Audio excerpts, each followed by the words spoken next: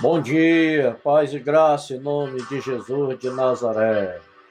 Meus amados irmãos, hoje vou falar a respeito de carne e sangue.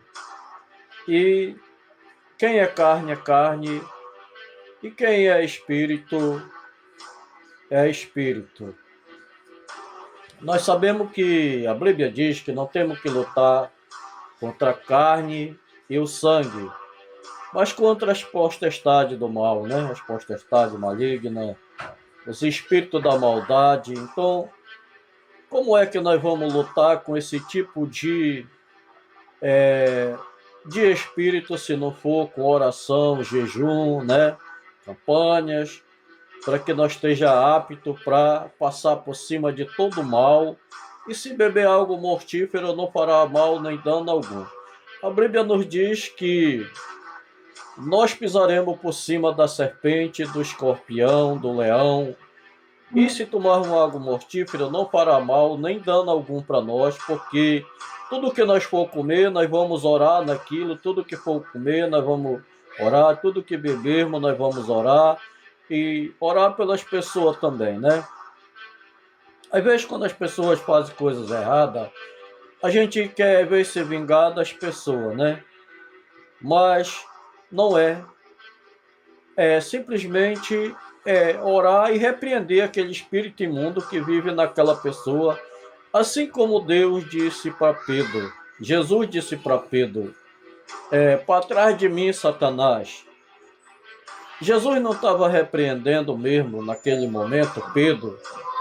Jesus não estava repreendendo aquele servo dele e nem chamando ele de vagabundo, porque tu não presta, porque tu não vale nada, porque não. Jesus apenas repreendeu aquilo que estava nele, Satanás. Jesus disse, para trás de mim, Satanás.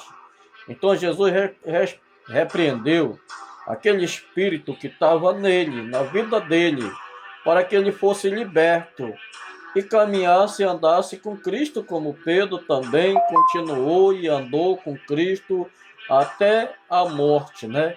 E morte também de cruz, como Pedro foi crucificado de cabeça para baixo, porque não se achou digno de ser crucificado como mestre, como nosso mestre, Jesus de Nazaré, que foi crucificado naquela cruz, e Pedro também. Só que Pedro foi crucificado de cabeça para baixo. E assim é hoje, meus amados irmãos.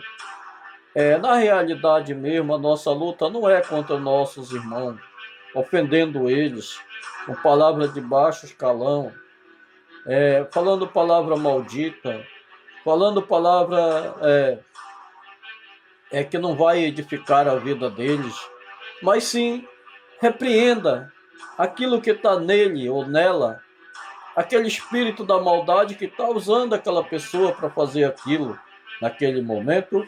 Repreenda, ore, peça a Deus para que tire aquele espírito imundo da vida daquela pessoa.